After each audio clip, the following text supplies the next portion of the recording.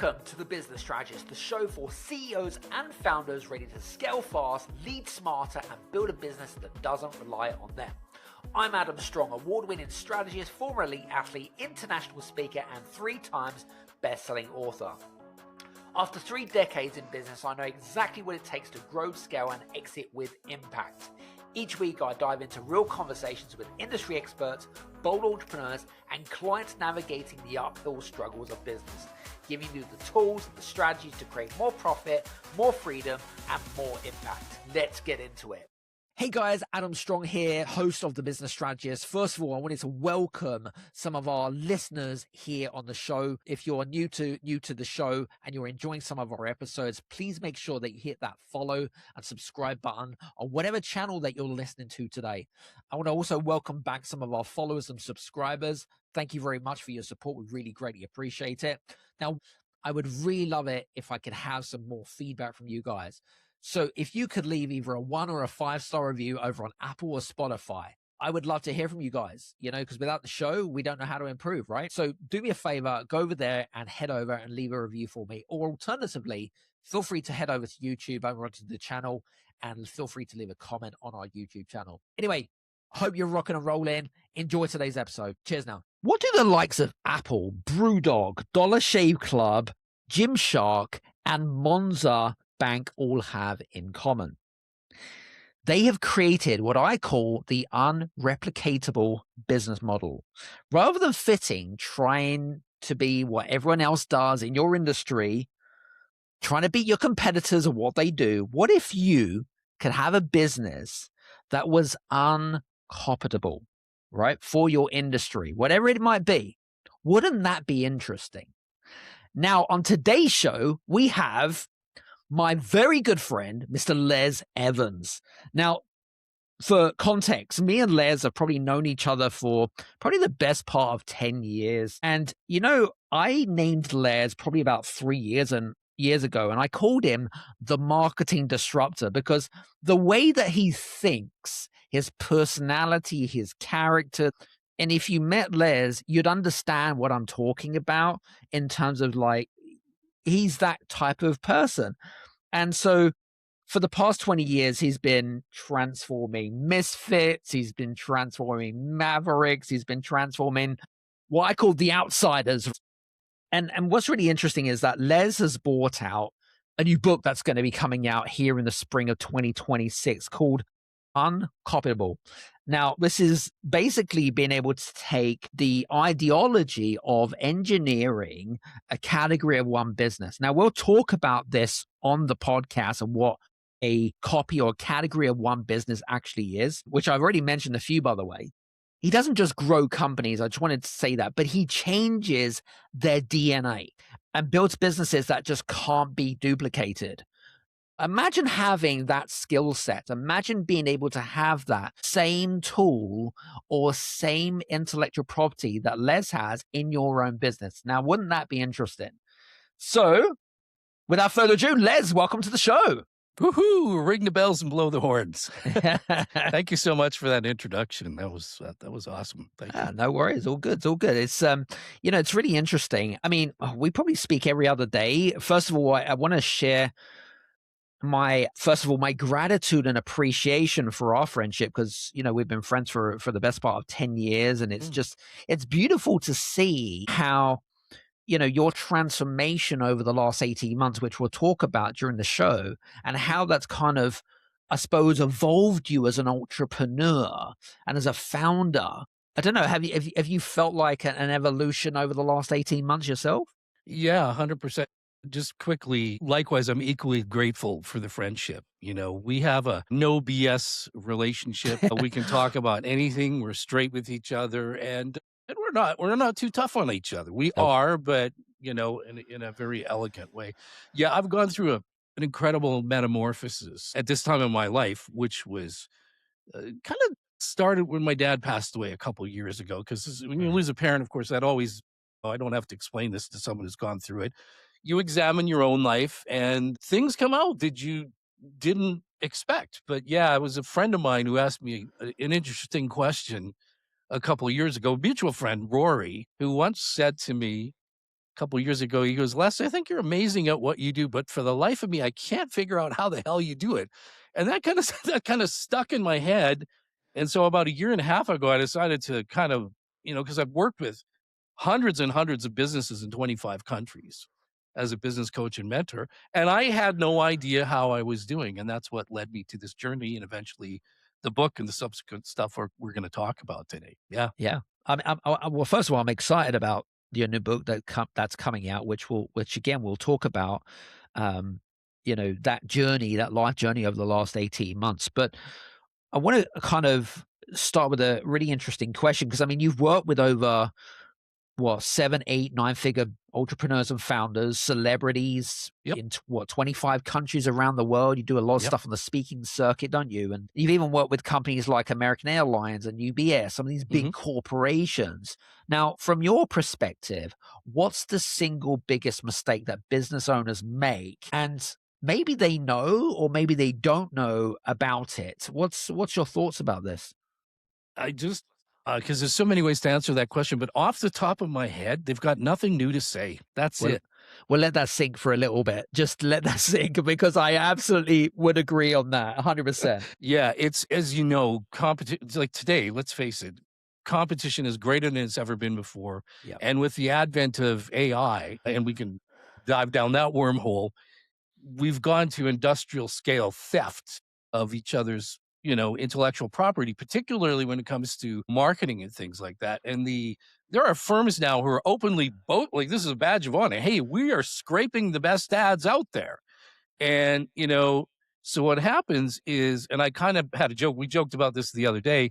I said, how are we supposed to compete? Alex Hormozy, had heard him on a podcast, I think, and he was saying, well, I put out 40 pieces of content today. So what does that mean? I've got to put out 400 a day to compete? Shouting louder is not the solution here. Right. We have to have something different to say.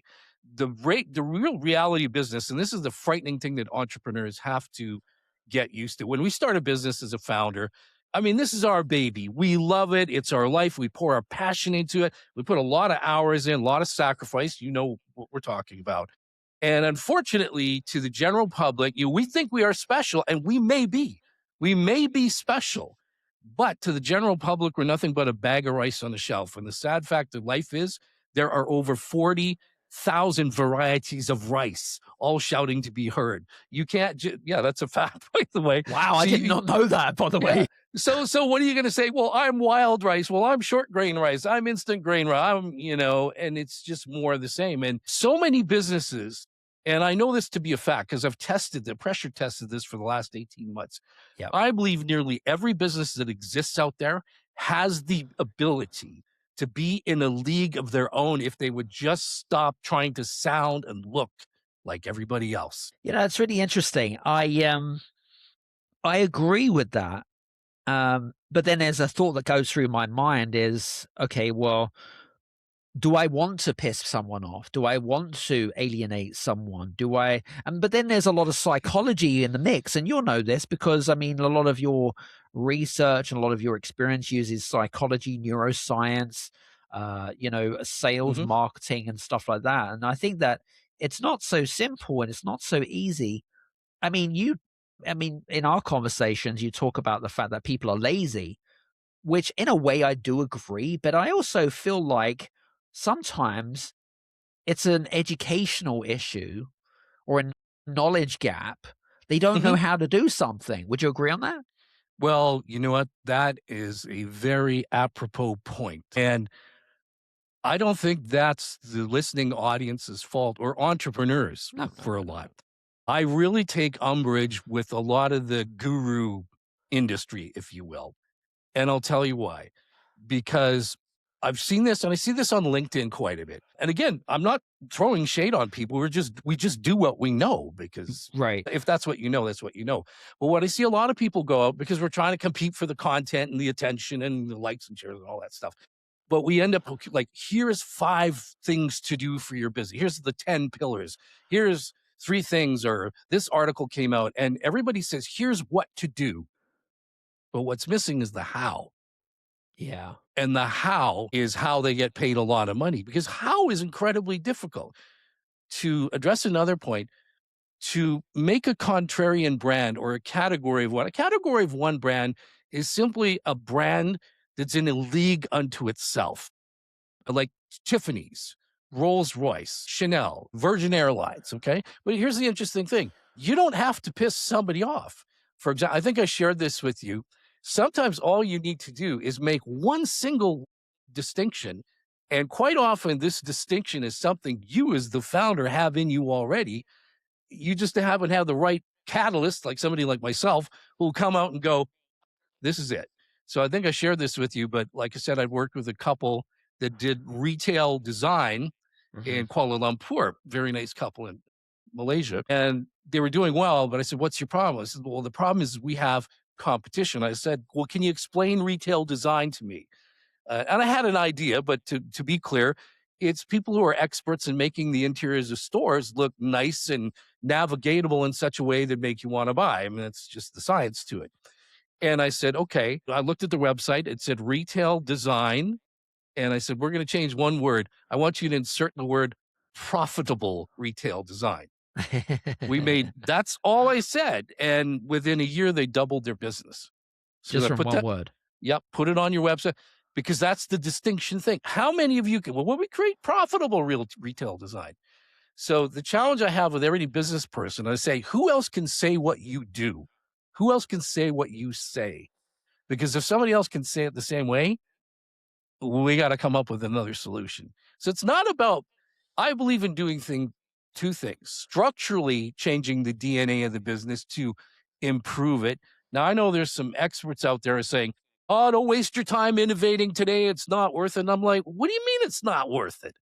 Like, what kind of bonehead philosophy is that? Because that innovation might be the thing that differentiates you. So, like, if you look at Yeti coolers, the camping coolers from America, I mean, these were two brothers who got fed up with styrofoam coolers and cheap coolers busting apart. They not only fixed what's broken, and that's one way to differentiate, they built something that didn't exist, which is another one. And so Yeti is like the Chanel of camping equipment. I mean, people today, like a cooler is $500 here in Canada. You know, crazy. You won't be able to afford the beer to put into it afterwards. But those are some, so it's not as what I've done in the book is reverse engineered about 30 different ways that you can become uncopyable. Yeah. And these aren't based on me scraping the internet. This is 30 years of lived experience of how I did it, including in my own business. Cool. Yeah. And we'll talk about those 30 laws, if you want to call it, or those 30 patterns that you discovered. We'll talk about those a little bit later on. So, interestingly enough, because I think that a lot of people, and you'll see this on LinkedIn, we've spoken about this offline. Most businesses think that they've got a leads problem, right? I've got a marketing problem, I've got a leads problem. I need more leads that come into the... but what you're saying is they have a nobody knows why they should choose me problem, right? Quite often. Quite often. And I think, which is really very much a direct challenge to all the marketing strategists out there, all the marketing agencies out there that claim to fame and say that we're going to do this and that and whatever it is. We need a funnel for this and we need a funnel for that. And well, I won't name names just for professionalism, of course. But like, from your perspective, what do you mean by this? Like, nobody know why they should choose you problem. Let's differentiate between those two distinctions. Okay. Well, if you end up, as you know, I've spent the last 18 months, I've worked with 200 different businesses. Right. In the UK, funny enough, and I'm Canadian, but that's what we call the expert from afar, right? That's branding. Right. But if you ever want to see the deer in the headlights look from a founder, ask them one question: why should I do business from you? And they just go, they freeze. And then if they do respond, they'll typically come up with some kind of a platitude like, we give great service. And my response is, well, I should hope so. Okay. But then my next question is who else can say that? Thousands of people. if you tell me you've been in business since the days of Moses, you know, or this, you know, my favorite is, oh, we're a family business. I go, yeah, so is the mafia. It doesn't mean I want to do business with them, you know? So they use these worn out platitudes. It's because they can't grasp the singular thing that makes them different. Now, Yes. I don't really have a beef with branding agencies except for this one thing. A lot of them talk about positioning, and you'll hear the odd one talk about category and say, okay, if you want to be a category business, one of the things you need to do is this or this or this. They'll say what to do. But when I go to their websites, and I have some seriously sophisticated analysis now, none of them know, they can't do what they're talking about. They can talk about positioning, but usually from a branding, they come at it from a decorative standpoint. They'll get the positioning sort of and some of the messaging there, but they're not really nailing the categories. Now, the first guy to talk about category one, I think, was Joe Calloway, if I'm not mistaken. And he wrote a book called Category One. And I think he had kind of 5 or 6 pillars, if you will, of a category business. You know, and Yeti's a perfect example of a category. They're in a league unto their own. And again, it's not that difficult, but it just seems to have never been broken down until, pat myself on the back, I accidentally stumbled on the formula, and that's part of what we're talking about here today. Right.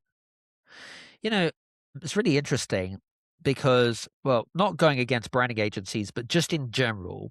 And you'll see this. I've had lots of conversations with lots of business owners and founders. Now, most of them are credible at what they do. Like, they have authority. They've got awards coming out of their ass. They got testimonials. They got reviews. And I ran a workshop last week, and believe it or not, it was with a workshop of lawyers. Okay. You know, wow, sounds like a bundle of kittens. Oh yeah, absolutely. It was a fun of joy. No, but you know, really nice people, in fairness. But and I asked that kind of same question. I'm like, so why should people choose you? And you rightly pointed out, they all said we're hardworking, but we're a tech firm. We only specialize in tech. And I'm like, and they really struggled to grasp what the different. And I tried to explain this, but maybe can give us a little bit of a context that. I don't know if this is something that you've observed, but there's a lot of people that have the authority but lack the positioning. Yeah. What is it that we need to do to flip the script and kind of create? I mean, if we take, say, for example, a boring business, right? Like a law firm, right? An attorney or whatever it is, right? Yep. And they really struggle. What are some of the things that you do, or one of the things that we could do as an exercise for our listeners? What can we do to, you know, start working on that positioning rather than just keep working on authority? Most founders exit too late, not too early. They hit their number, then waste another 2 years second guessing it. Here's what keeps you stuck. You know what your business is worth, but you don't know what you're worth once you're out. Will the life you're picturing cost you 3, 5, or 8 million pounds? You probably have no idea. Now, our sponsors, Zentum, are financial planners who have built a tool for exactly this. It's called the Cash Out with Confidence Assessment Tool, and it shows you the real numbers, what your exit actually funds, and whether there's a gap to actually close. It takes less than 5 minutes, and you'll know if you can exit now or how much longer you need before you actually can. Go to cash-out-with-confidence.scoreup.com or check out the link in the show description notes below. Enjoy.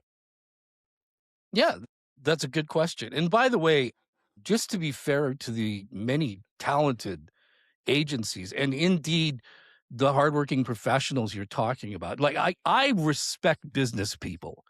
Building a business is not easy. And I'm not here to throw shade or put fault or blame.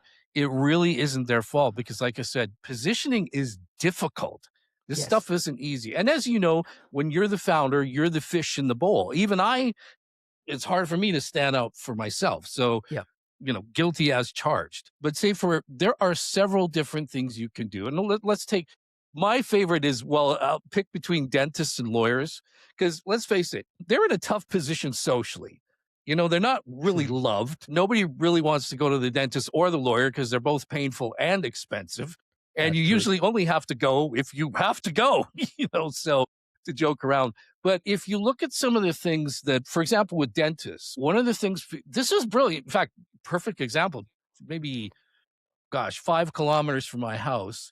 I was driving on the highway and there's a big billboard and for a dentist office. Now we're in a new area where I live. I get in my mailbox 5 dental postcards a week, I swear, from, you know, this, we see, I guess everybody graduated at once or something. And they all say, you know, family dental, we love children, as opposed to what? Like, what else, That's creepy. yeah, and you know, and we offer this and this, and it's all the same stuff. And I can't, you literally, because I'm not a dentist, my Yeah. brother-in-law is, I can't tell one from the next. But the one thing I do know is people fear going to the dentist, and they fear judgment because, you know, and we all do this. Tell me, you'd be a liar if you didn't say when you had to go to the dentist to get your teeth clean, the first thing you do is brush and floss, even though it's not going to do you any good. That's true. So this dental place said, so-and-so dental, no judgment.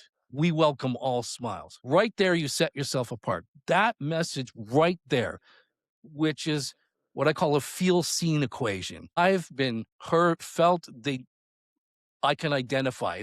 You've just mirrored me. So I'm a big fan of identity mirroring. I feel, and the same, you know, you just could say this, a lawyer could do the very same thing. No judgment. We welcome all challenges because people are incredibly intimidated to go to lawyers. First, you know, they feel ashamed, and that's a real deep human emotion. Yes. And so another way of doing things, like particularly for a law firm, and I did this for a law firm once, they face the same thing. Law firms are really challenged because they have really difficult constraints in terms of promoting and what they can say and yada, yada. It's the legal profession. But I said, the challenge with a law firm, same thing. You can say you're the best. You can say you've been around for 130 years, etc. But the consumer does not know the difference. Now, if you educated the consumer, for example, and you said, hey, by the way, did you know if you're going to choose a lawyer, make sure they're schooled in the discipline you need, because there are over 60 different disciplines of law. So make sure you're using a real estate attorney for real estate and not a criminal attorney. I'm being a little silly here. Yeah, I understand. But that's and right away, if I read that, I go, well, I didn't know that. So if you can make a simple educational statement where the customer goes, I didn't know that. It's the old teach me something I don't know. And it's so simple. Educational marketing doesn't have to be complex. It can be one little thing like that. Or go, here's another thing with lawyers. What's their typical caseload? Because the guy's got 50 cases and you're at the bottom of the totem pole, you're probably not going to get a lot of attention, and you're spending $300, $400, $500 an hour, right? So there's a couple ways of doing it. You know, there's a lot of different ways to do it, but that's a couple. Cool. I love that. So very good. I know a big thing about you, which is you've been in the coaching industry for a long time and you've worked alongside some of the big gurus out there. Now, again, I'm not going to name and shame people for professionalism, of course, but now really interesting. And I know this, something that it's kind of turned into a bee in your bonnet type of thing, and work, if you want to call it that. But, you know, one of the things that you see a lot in the whole kind of what I call the guru side of stuff, you know, of selling high ticket coaching, high ticket coaching methodologies or strategies or packages or whatever it is.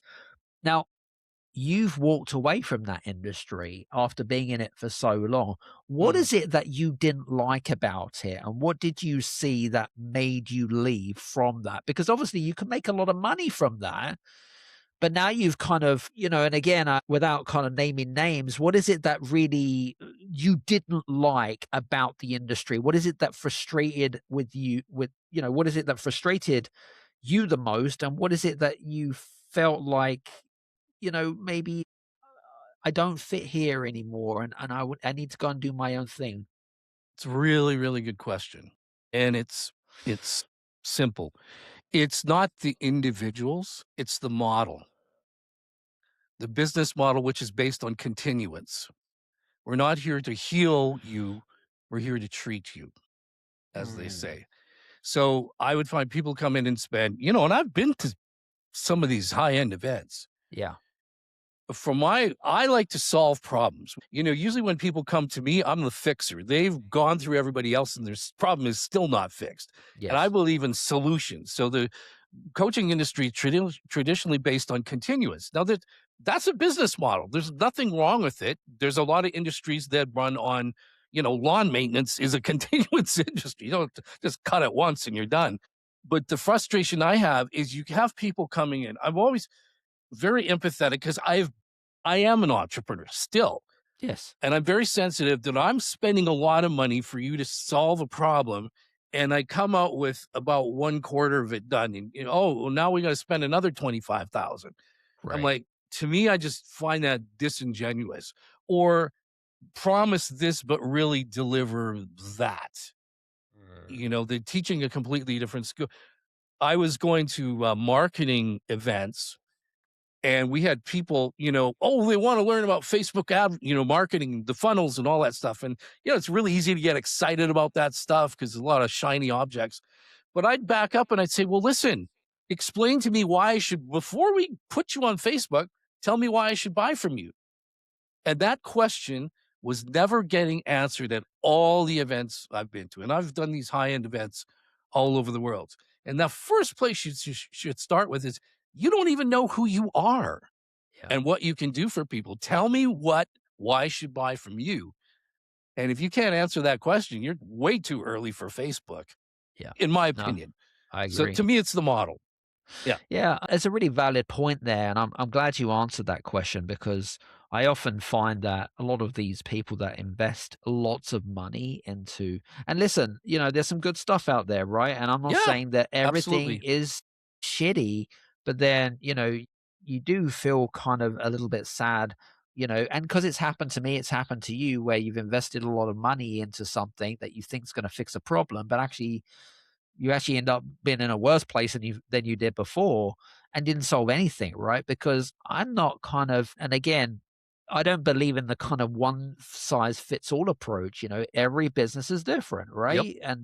And you can't say, well, this methodology is going to fix all these businesses, because it's not true, right? No. It's, and I'm glad that we've kind of talked about this in a really authentic way. Switching conversations here, I know that from what we talked about earlier, which is over the last 18 months, you've been on your own personal journey, and you made some discoveries. You've seen some patterns, which involves things like neuroscience and psychology. Tell me about these pattern recognitions that you've seen over the last 18 months. And tell me about, why is it that our listeners should really care about those pattern recognitions? Sort of complicated, but not. Right, exactly. Yeah. I'll try and dumb it down for myself. I was trying to explain things to myself like I'm 6 years old. But here's as I alluded to before, when my dad was in the process of dying, and I was just going, if you've been through that before, when your parents are fading, you start grieving before they're even dead. It's true. It's true. But at any rate, going back to that Rory's question, so how the heck do you do what you do? I stumbled over a ChatGPT prompt, which was meant to create an ebook, just a simple series of prompt questions. Okay. And I had, me, I swore I would never write a book ever, because I said there's too many damn books already, and most of them are garbage. So with all due respect to the really good ones, because there are some fabulous ones. But I was like, I thought, well, how did so I picked a business that I'd worked on out of the many, and I started to write how I fixed it. Because I really had to think, okay, well, I did this and I did this and I did this, and I wrote this out, and I went, okay, well, that's kind of interesting. And I told it in narrative form, because me, I'm a storyteller. And then I said, well, let's try another one. I'll try another one. I wrote another one, and I was working with AI, kind of as an editor. The AI wasn't writing for me, but I use it as a muse and a sparring partner. So I was fighting with it a lot, at any rate. But then it had pointed something out to me. It said, you have extraordinary pattern recognition, because the AI started asking me, well, where did the idea for that solution come from? And I said, well, I connected this thought to this thought. Long story short, that led me into tripping over. Now, I'd studied neuroscience during COVID, just for laughs, basically. As you do. 'Cause, what do you do? Um, and then I tripped over uh, being, a neurodivergent. And I discovered at the age of 62 that I was neurodivergent. And a neurodivergent person is somebody who has certain deficiencies, but they have gifts to make up for them. Okay. So, for example, and it occurs in about 10 to 15% of the population. We literally think in opposites. We tend to think the complete opposite of the other 10 of neurotypicals, okay, which is why we end up as quite often written off as malign misfits, mavericks, etc. I was the black sheep in my family, never knew why. But as I started to study the science behind it, and my sister-in-law is an occupational therapist, my sister is a therapist. She's got her degrees in psychology, and we discussed this. And so one of the things growing up, I had a really tough time in school. Well, it turns out I have an information processing problem that I had. So it's not that I can't understand stuff, it just gets stuck. So I have to, any of the information I look at, I have to re-explain it to myself in analogies and metaphors, and such that I can explain it to a child. Now, years later, that's a great gift to have if you're a coach, because you can take the most complicated stuff and say, oh, it just works like this. So that was one thing. The other thing I had was dyscalculia, which is a math disorder. It's almost like being dyslexic in math, which explains why I had to take grade 12 math 4 times to get a 70 and get my Wow. diploma. Now, think about the irony of that. But despite that disability, I was a CEO. I built $100 million niche investment fund. And I had no degree in finance. And frankly, I hate finance. But I was able to see patterns and gaps. One of the gifts of being neurodivergent in my case is extreme pattern recognition. I don't think linear thinking for me is very difficult to go like A, B, C, D, E, because my brain goes A, Z, Q, F.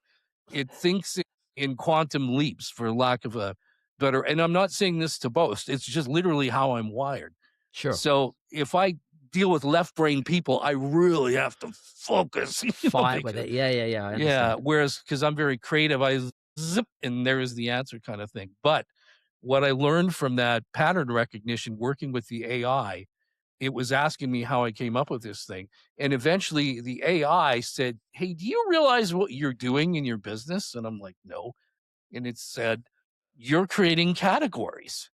And I was like, because I'm not formally trained, okay, I am well studied, don't get me wrong, but I don't have the jargon. I don't have the lexicon. And it said, you're creating businesses that are uncopyable. They can't be beat. And I went, well, okay, give me an example. And then it said, well, Rolls Royce. I go, okay, that's obvious. And then it like Harley Davidson, another, Yep. iconic.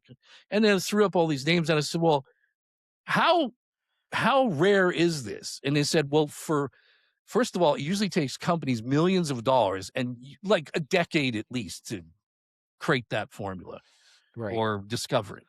And it said, by fluke, 1 in 100,000. And it once in a lifetime kind of thing, these kind of stats. And it said, you've been doing this since you were 17 years old. You just didn't know it. And I went, okay, well, so I started to use the AI. Okay. And this is how these laws came about and the framework I simply took, and this is through lived experience. Yes. See, I wasn't reverse engineering history. This is how I did things. I did this. And these stories are all told in the book. So the book is really the origin story for what I've created now is this uncopyable methodology where I can apply it to almost any business. I'm not going to say it'll work for every business, but to a greater or lesser degree, I can get probably 70 to 80% of the businesses much closer to category 1. And so about 30% of them can be genuine category 1 where you're untouchable. And that doesn't mean you're the best. It just Very means good. you have something unique. The Yeah. question is really, Adam, it's how do I take a commodity and make it rare? And that's what this book tells you. I love that. I want to come back to something which just sparked my imagination, but I want to test that theory in a second. But I know that you said there's 30 laws in the book that's coming out.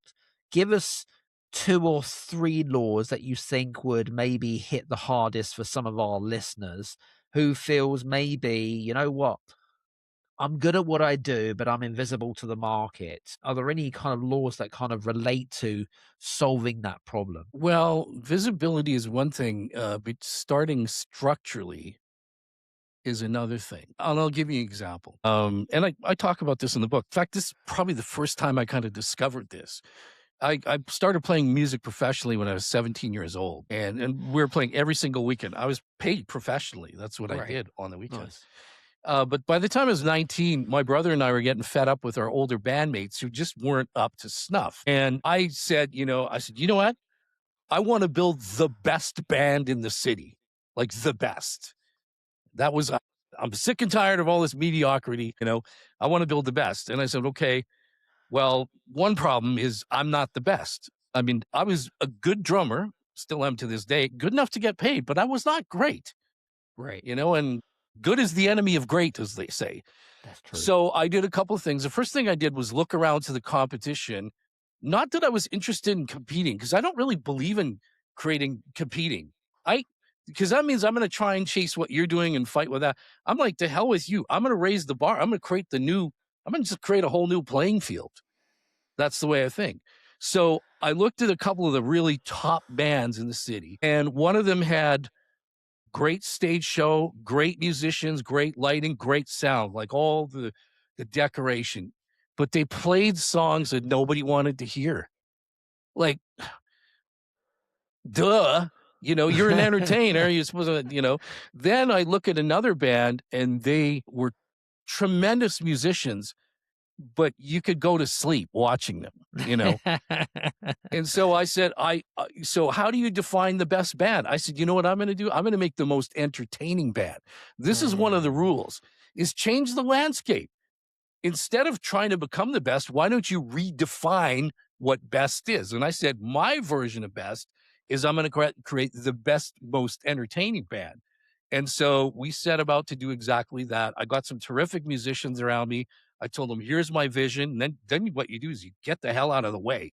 And we had, 5-ton truck, 60 feet of light, 25,000 watts. And the funny thing is on our biggest gig in those days, and I was 19 years old at the time, we played a show for 2,500 people. And guess who was our opening act? The best band in the city.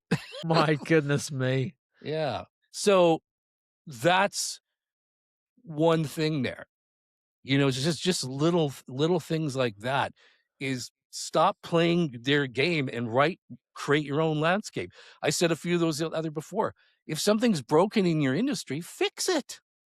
How many times have you gone to a restaurant, not McDonald's, but it's a nice place, and you go there and you come out of there and you say, well, this is a wonderful evening, but you know what? If they just did this instead of that.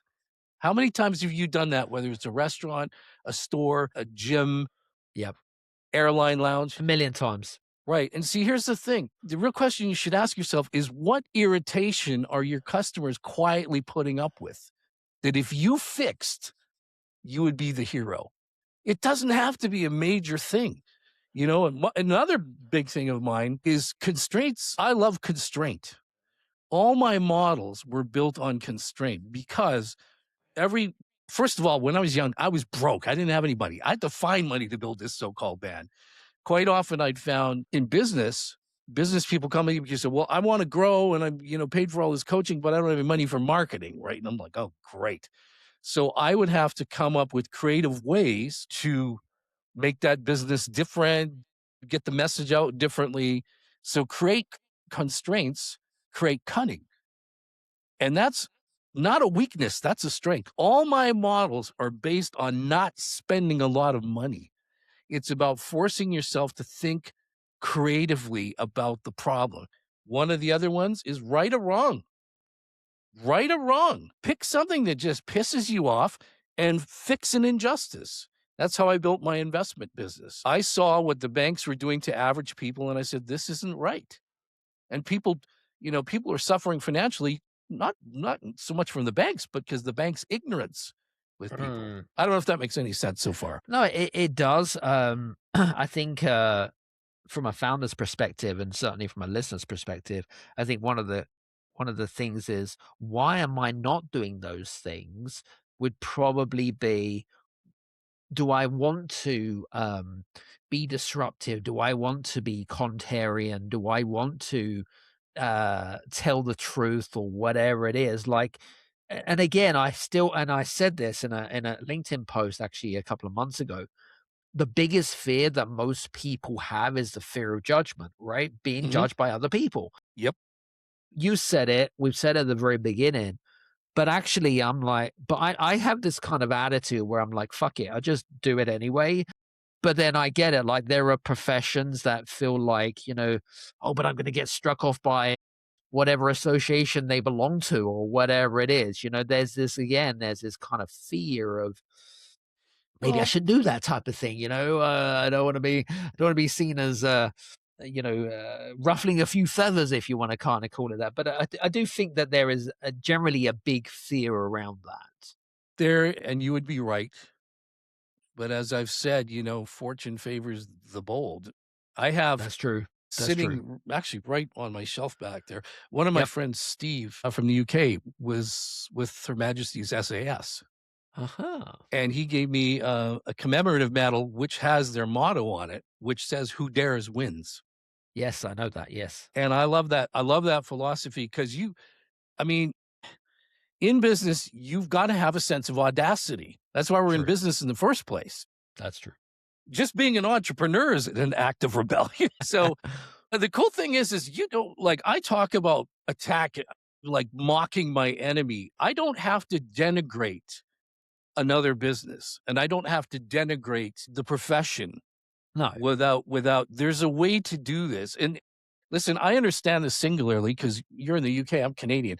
Canadians, I think what we have in common between the two countries is, first of all, Canada is one of the colonies, But we're polite to a fault, right? Yes. We don't want to. So by the way, we always apologize for everything we do, by the way. Well, that's what I'm saying. That's what we have in common. I've been to the UK many times, so I just fit right in, So, but there is a way to do that without diplomatically.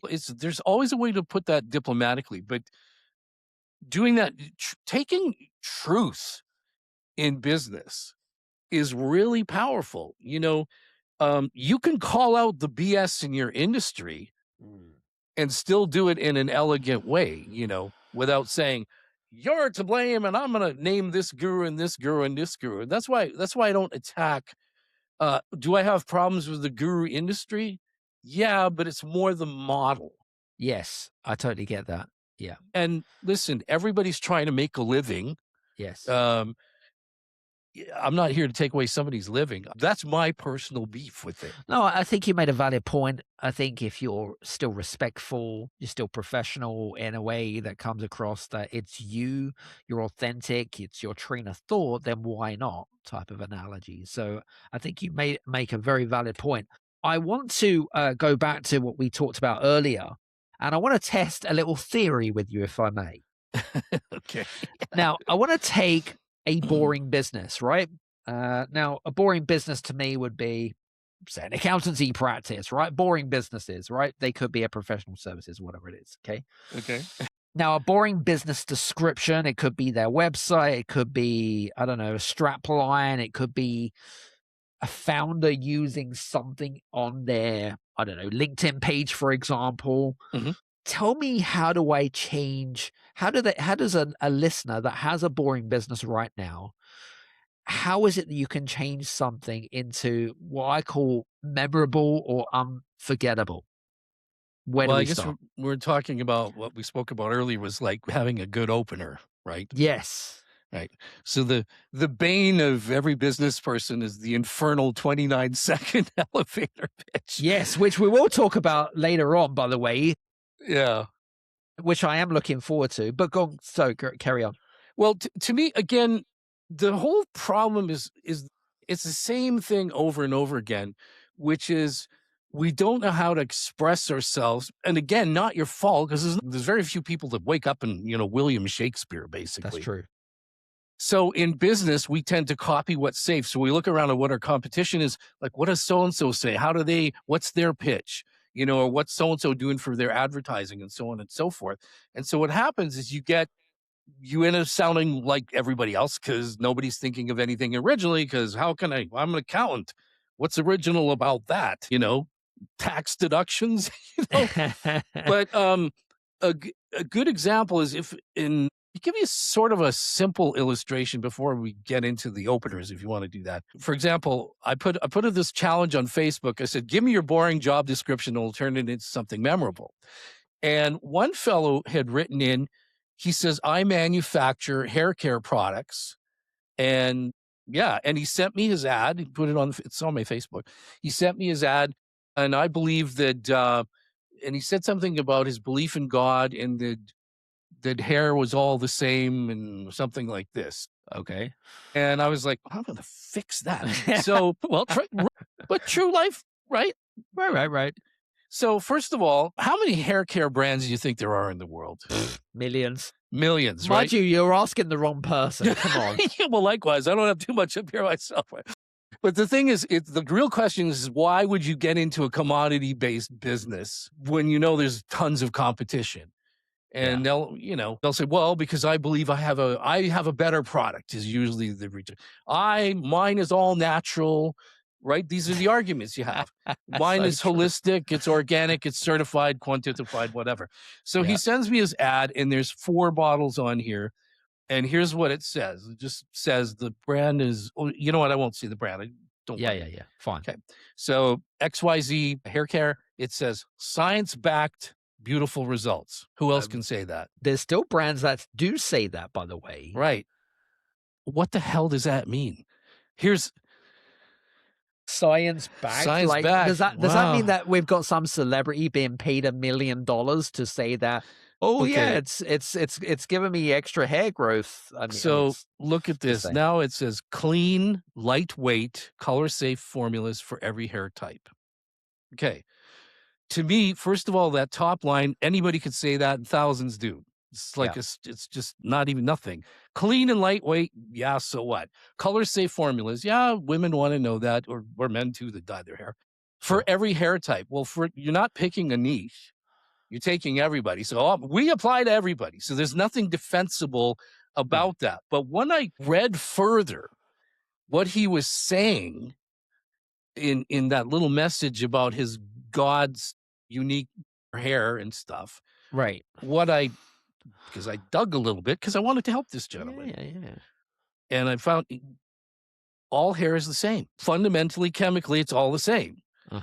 So, and when I dug, it's like basically, so I rewrote his ad for him. I haven't sent it to him. Have you sent it to him, by the way, yet? Not yet. No. Oh, because I messaged him this morning, but I'll see what So I redid the air, and my headline says this: hair is hair, the rest is marketing. The hair care industry has invented 47 hair care types to sell you 47 products. Your hair doesn't care. That's a position. That's great. I love that.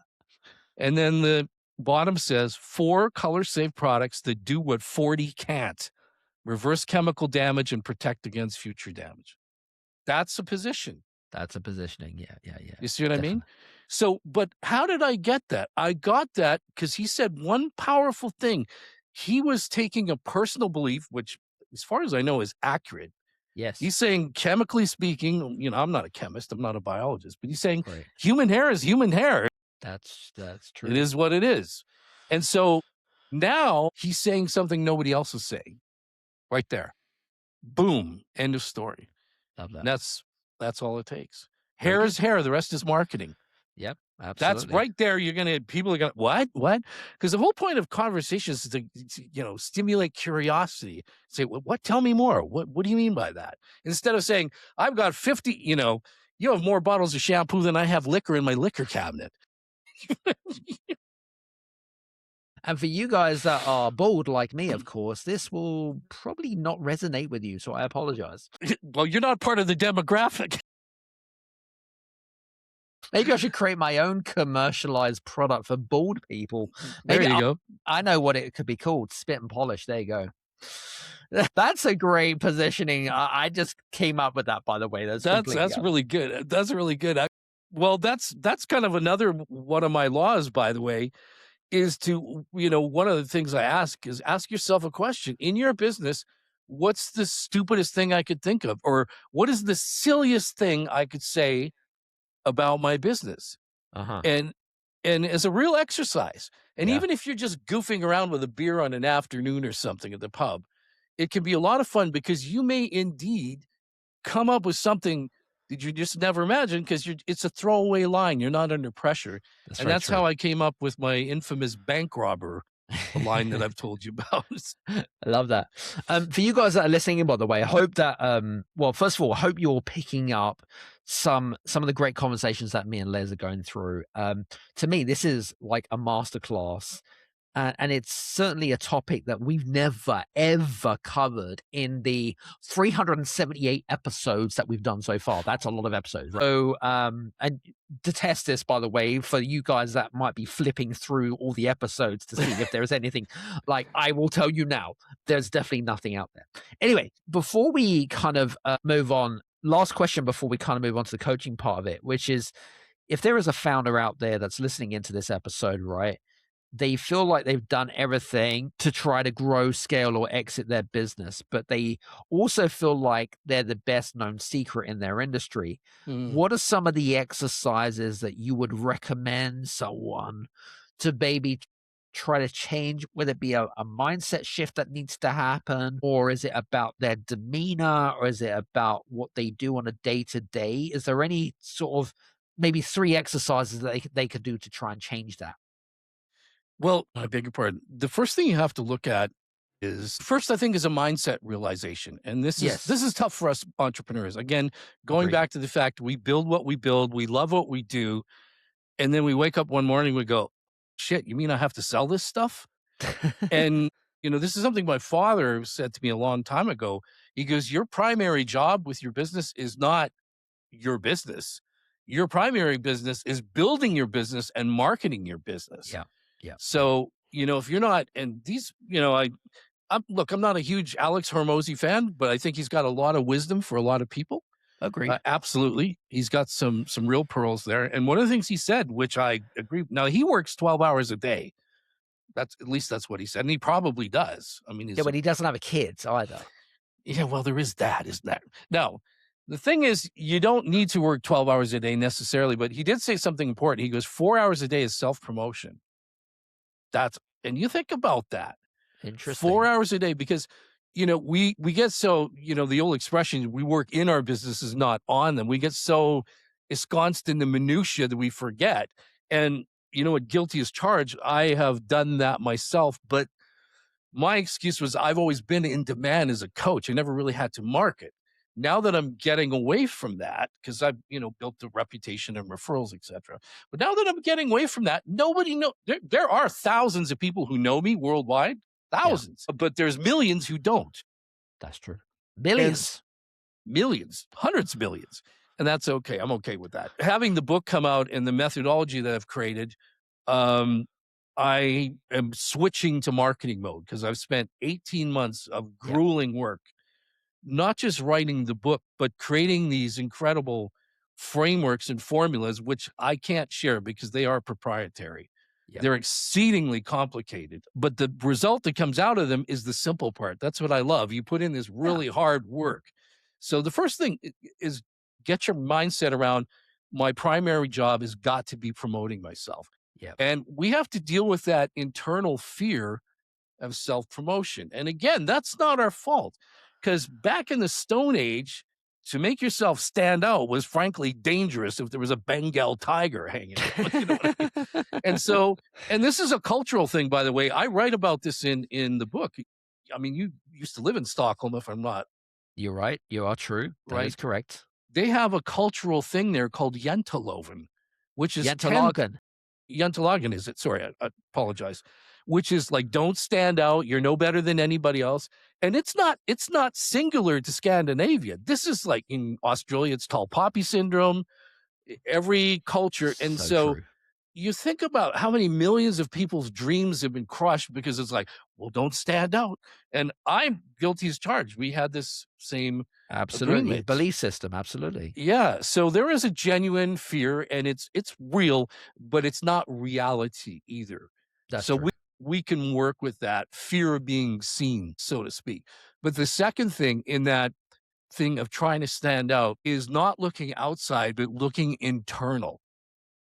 This is what it literally, in a sea of sameness with AI, the thing that wins more than ever is human creativity and human originality.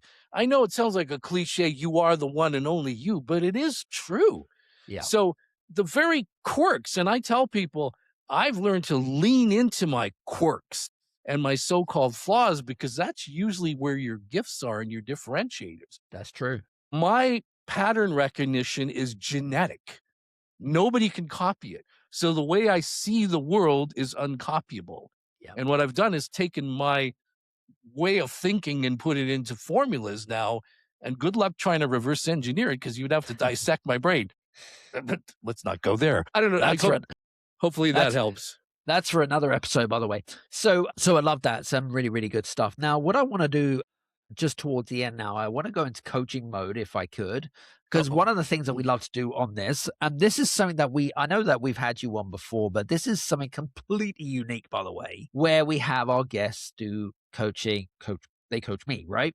So for you guys, I want you to imagine, right? You've got your notebook and pen handy anyway, but I want you to imagine that Les is sitting with you in the same room and you have a very similar question. I want to kind of, again, I want to not set a scenario, but I want to share a problem with Les, and I'm going to see how well that he can help me overcome that problem. So one of the big things that I really struggle with, Les, is the 29-second pitch, right? So we call this the social pitch, right? And one of the things that fucking drive me crazy is, people telling you about what you should cover and what you should do and stuff like that. But I feel like, and I certainly think that a lot of listeners here really find it very difficult to articulate what they are about, what their value is, without using generic terms, without using,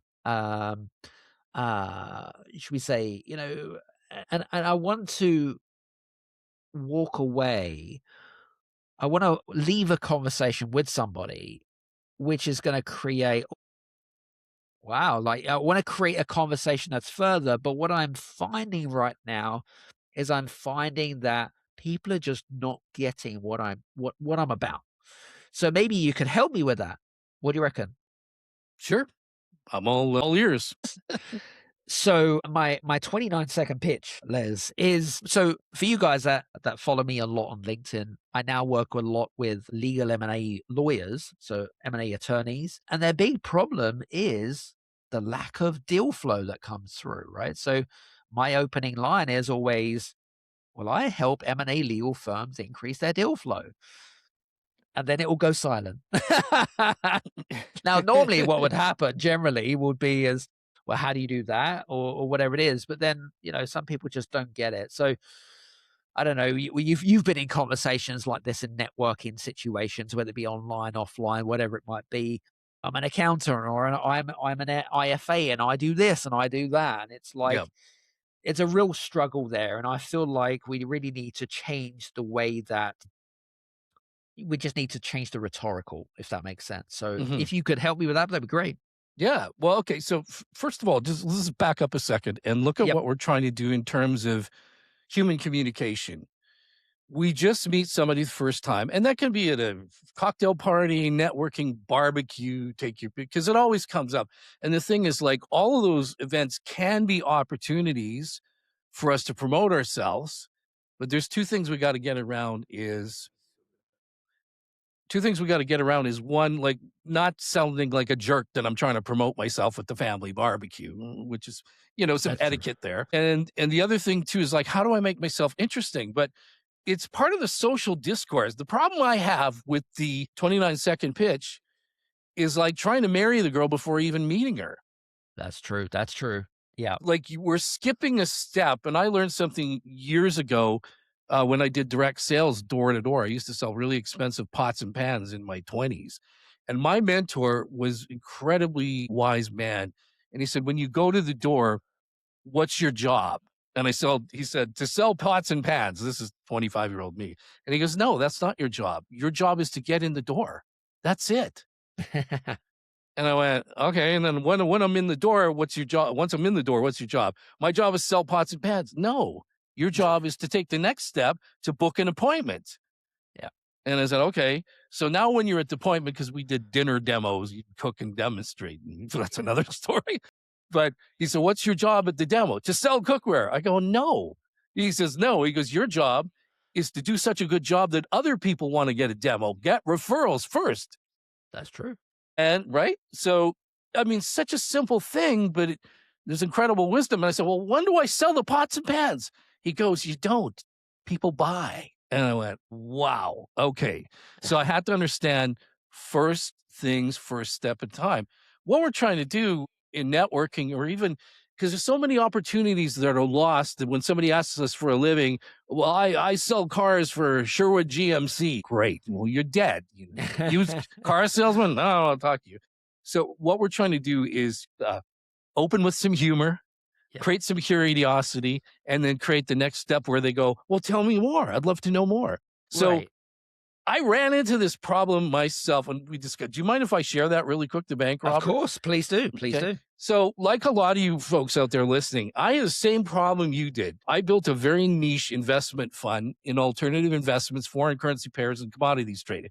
So if I go to a networking event, which I did, and I had to do some really high-level ones with high-level planners. The trouble when you're networking with financial planners who have like 15 characters behind their name because they've got so many credentials, you spend 15 minutes listening to their CV before you know what I'm annoying, right? Absolutely. And so you have no chance whatsoever. So I was like, I got to find a way, because if I said, well, I'm the chairman and chief executive officer of a privately managed foreign exchange and commodities trading, specializing in, privately managed accounts and non-accredited, blah, blah, blah. It's crazy. So one night when I was coming back from a trip, I was in a bar with my partner. We were having a nightcap. It sounds like a joke, 3 lawyers in a bar, but there were 3 lawyers coincidentally sitting adjacent to us. Okay. And we were just joking around because we were so tired from traveling. And one gal spoke up. She goes, what do you guys do anyways? Like, you came from Panama? Like, and we did. We flew up from Panama to Miami. Sounds dodgy already, by the way, Panama. Well, right? And truth be told, I was 1 martini deep. So I was, pretty in good spirits, so to speak. And she said, what do you do for a living? I said, we rob banks. We're bank robbers. Just like that, spontaneously. And she burst out laughing. She goes, you rob bank. How do you do that? And I said, we steal their customers. And she goes, really? Well, how do you do that? And I said, have you looked at your bank account lately? They pay you 2%, right? And what do you pay on your credit cards? 24? You get 2 and they get 24? What if I flip that around and you get 24 instead? She goes, where do I sign? And that moment of humor took me years to figure out what the heck I'd done there. And there is a formula to that, by the way. There's an actual equation, if this, then that equation, if you've never done math and calculus, which I sucked at, but I'm pretty good at psychology. So this year I decided, I had people ask me, well, how can I get one of those bank robber lines? You know? And so what I did is it took me several days, but I figured it out and I created an equation, pretty complicated, and I can take almost any profession and turn it into a humorous opener like that. Would you like to know what yours is? I'm curious now. Or should I be scared? No, I think the whole plan of this is to have fun. Absolutely. 100%. So, okay, let's go. This is not as simple as a simple GPT prompt because it's proprietary, but I tell you what. So here's the challenge, okay? If I look at your business, what is your technical business role? Well, you said, I increase deal flow for struggling M&A lawyers, right? Okay. The boring version of that is I help mergers and acquisitions, or we say murders and executions. Attorneys get more clients and close more deals. Yes. A little more expansion. Who I serve? Lawyers whose pipeline is dried up. Correct? Fine. So now, what is the industry injustice and frustration. Remember, I always talked about fixing something, righting a wrong. What is the frustration customers are having? Do you remember me saying that in our discussion today? Okay, because this is think part of the formula. Okay, so the thing that came to my mind was they come too late. That's what really pisses them off. Right. Okay. So here's just the general one, but here, if we look at it, so here's the industry injustice and frustration. Okay. The brilliant legal minds who spend a decade mastering billion-dollar transactions, but nobody teaches them how to get the next one, right? So what's happening is they lose work to louder, flashier firms with worse track records. True or not true? How many That's very times true. have you guys in the audience there, how many times have somebody got the business and you knew, bar none, you were better? But see, it's not about being better. It's about being different. Different is being better than the best. It's great if you're the best, but if you're the best kept secret in the world, it doesn't help. So if you have a unique saying, instead of stumbling with marbles in your mouth at the company picnic, you have something original to say. So the way I look at things, so there's a few different ways you can say it. So I have a few variations. So here's number one. This is my outlaw version, Adam, if you want to use it. And they're meant to be humorous and sarcastic. Somebody asks you, what do you do for a living? I ambulance chase for corporate lawyers. Ambulance chase? Yeah, I chase ambulances, except I'm chasing the deals they keep walking past. I love it. The other one, here's another one. You can, and the key, like what my system does is it comes up with about 15 variations. Yep. Which I send to a client. And the secret to this is not me or how these are written, because this is written in my style. They're meant to be disruptive. Yep. But when you look at the sheet of the phrases that have been created, and they're all custom made for you, they're none of them the same. When you read the one that gives you the belly laugh, that's the one. It's simply, this is not something you think about. It's you read it and you go, oh my God, that's hilarious. I just want to quickly share a train of thought with you. Actually, it was last week. I was speaking to a lawyer, and he was like, "You know what really pisses me off, Adam?" I said, "What's that?" He goes, "We were in conversations with a founder, and he was saying, you know, he loved what we did, and you know, he could see the differentiating factor and that kind of stuff." He said, "But it wasn't my decision. The board decided that they wanted to go with the traditional firm." He said, but they're shit. They're terrible. But it's because they're traditional. They've been in business for so long, but the board went with them. And I couldn't change their mind. He was so frustrated. So I just want to share that with you. Yeah. Well, that's a very common cognitive fallacy called sunk cost fallacy, which means we'll stick to our original decision, as pathetic as it was, because we don't want to have to admit shame. It's an inner shame issue. We don't want the devil we know is better than the one we don't. And they charge 5 times more money. How crazy was that? It's crazy. Oh yeah. No, it's very much a primal brain response, because people there's nothing worse than having to say, I'm wrong and I screwed up. So even though they're costing us money, and even though it doesn't work, I'll stay with that, because we have a proclivity to stay with the decision once we've made it. It's just, there are ways around that. But there's some other funny ones here. You can say, there's another one here. I'm a dating app for corporations. A dating app? Yeah. I set up billion-dollar dates, and my clients just officiate the marriage. So there's a whole bunch of them. And the thing is, it just depends on, like, these all coming from a different angle. Like you can say very simple, well, I teach lawyers to sell. I mean, they hate every minute of it, but then their business triples. Interesting. See? Now you say that one resonated with you in particular. And again, it's the one that resonates with you personally. If it's making you laugh, or you go, hey. It's kind of creating curiosity rather than a kind of entertainment. Yeah, well, sometimes it's a little bit of both, because each one is designed a little bit differently. There's 5 different emotional angles I use to mix them up. That's why it's so important that when you look at these is the one that catches your ear is the one that's going to work, because if it resonates with you, it's going to resonate with somebody else. Right. And again, the key here is once they go, yeah, I teach lawyers to sell. I mean, they fucking hate it, but then their business triples. And you go, whoa, what did you say? Yeah, they hate my guts, but they sure like their paychecks. And then right away, that conversation is, well, holy shit, tell me more. And that's all you're looking for. You're just looking for that opening where they're saying, hey, I want to listen. Or this is funny. I like this one. I state the obvious to expensive people. I state the obvious to expensive people. Yeah. And they're going like, what do you mean? Well, because your deal flow dried up because you stopped working on it, you idiot. I always like mine when somebody said, well, you're a coach. I go, no, I just get paid a shitload of money to tell you what you already know. That's not, I love that. But very good. the whole point of an opener like that is, and at one of those networking events I was at, again, the same one with the 15 letters behind their credentials. Yep. I was sponsoring the cocktail hour, which cost me a few grand. There's 150 of the most powerful high net worth advisors because it's a family office symposium.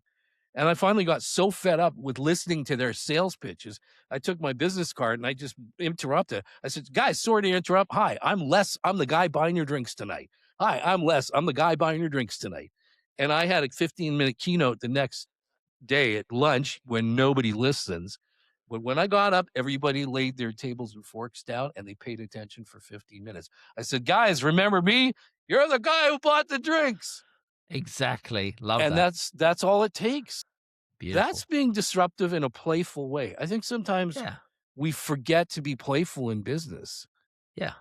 I think especially when you're dealing with professional services companies in particular, is that everything has to be so tight and, you know what I mean? It's cliche and clinical. It's like, just want to kind of shake people by the fucking neck and wake people up. And it's like, why do you have to take life so seriously, guys? Well, and you can, but just, sometimes just saying simple little things. I used to say in the investment business, particularly, and wasn't humorous. No. But if I wanted to get somebody's attention, I would say, Albert Einstein once said that the thinking that caused the problem can't be the thinking that's going to solve the problem. So what you have to realize is the very skills and all the attributes you have and all the knowledge that got you here today are now the golden handcuffs that will prevent you from moving into the future unless we open those babies up. Yeah.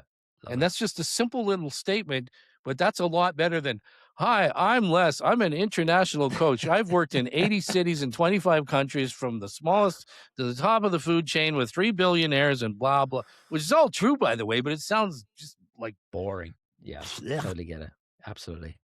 Very good. So listen, I know that we're coming towards the end of our conversation, which I have thoroughly enjoyed, but just to wrap up today, because we've gone through a massive masterclass, not just about the book and what you discovered and the patterns, but is there any final thoughts for some of our listeners today? I would encapsulate it in a phrase that I wrote in the book. And that's, don't be the echo, be the original. Don't be afraid to be the thing you're looking for. The differentiating factor is you. You just have to, instead of leaning away from it, lean into it. Yeah. Flaws and all, seriously. Love that. Because my book, the entire book, Uncopyable, is really about being yourself in such a way that nobody else can copy because they can't. And it's reframing what you think are deficiencies into strengths. I mean, the man who's known for this work is Viktor Frankl, who wrote Man's Search for Meaning. His biggest discovery was reframing meaning. And, if you really want to know the secret to being uncopyable, it's bringing meaning to commodity. That's all it is. I love to use, it's too far out of my reach, but I think I showed you one day, Liquid Death sparkling water. Yep. Which is, for those of you, if you don't know, I'm sure everybody has sparkling water. It's, you get Perrier or what have you. In Canada, we have a brand called Bubbly. It's very inexpensive. It's in a can. It's like 50 cents. But Liquid Death is from America. And, their can of cherry sparkling water is 7 times the price. Wow. And it's, if you've ever seen Liquid Death, it looks like an alcohol can. And it really twists your head when you go to drink it because you're expecting alcohol. It's like, what the hell is this? It's cherry soda, you know? But their whole strategy was very simple. They made a mockery of the snobbery of the whole bottled water industry. That's very interesting. I have to admit, years ago, the very first time I tried bottled water, I was in a high-end restaurant in Las Vegas. And this is when my investment business just started taking off. So I wanted to, go to a great steakhouse and would you like some bottled water, sir? And I'm like, they had Voss water. You know the brand? I'm not sure. Voss, yeah. Voss, okay. yeah. And I thought, wow, that looks good. Yes, I'll have that, please. I had no clue. I just, I didn't want to look like some Canadian rube that, didn't want to drink the crap from the tap, so to speak. So I thought Voss, and I thought the branding was fantastic. But in the end, it cost me $8 and still tasted like water. But that's my point. Nothing has any meaning until you attach meaning to it. Liquid Death, their brand is all about mockery and having fun. You want to see that is a category of one company across the board. Their marketing is utterly hilarious. And they just, even the name Liquid Death is a mockery of alcohol because that is technically what alcohol is, liquid death. Yeah, absolutely. But that's what I would say. Don't be the echo. Don't be so fast to try and copy. Why not be the original? Love that. Originals are priceless. Copies are worthless. Absolutely. 100%. Well, listen, guys, this has been a very, very deep and insightful conversation. Well, it certainly has been for me. I hope it has been for you guys. And I think this is probably one of our longest ever episodes, by the way. But I feel like we've not only covered a lot of ground, I feel like what Les has given you guys is just a real masterclass about how you can be a little bit different, and I can really resonate with what he is saying because it's very difficult to be able to stand out from what you do generally, right? And I think that if you can create something which is unreplicatable, uncopyable, if you can do that, then that's really going to give you an edge over the market. So anyway, Les, I just want to say thank you so much for being on the show. Really appreciate you today. My pleasure. Oh, by the way, I wanted to ask you, so your book comes out, spring of 26, is that right? It should be out in March, and it's going to be on print and demand. So I think just about anywhere in the world, it'll be available. Very good. And I'll probably put it on Amazon, but the thing that bugs me about Amazon is they're a hassle and they don't pay very much. Whereas if I do it this way, I can learn, I have no illusions about trying to make a fortune on the book. No, but fine. I can tell you that what you've read in there, you have probably never read anywhere else. Yeah. Because it's based on, 40 years of lived experience. And that's the difference here. I talk about 3 case studies like Liquid Death, for example, big brands. Yeah. But all the other case studies are businesses just like yours, mom and pop businesses. To some are bigger, like billion-dollar investment firm. But these are all real life case studies where I found, through the founder's truth, as I like to say, how to make their business different. That's why I'm saying if it works for them, and I've done this over and over and over again, it's all there. The clues are in the book. I didn't put my secret formulas in the book, you can appreciate.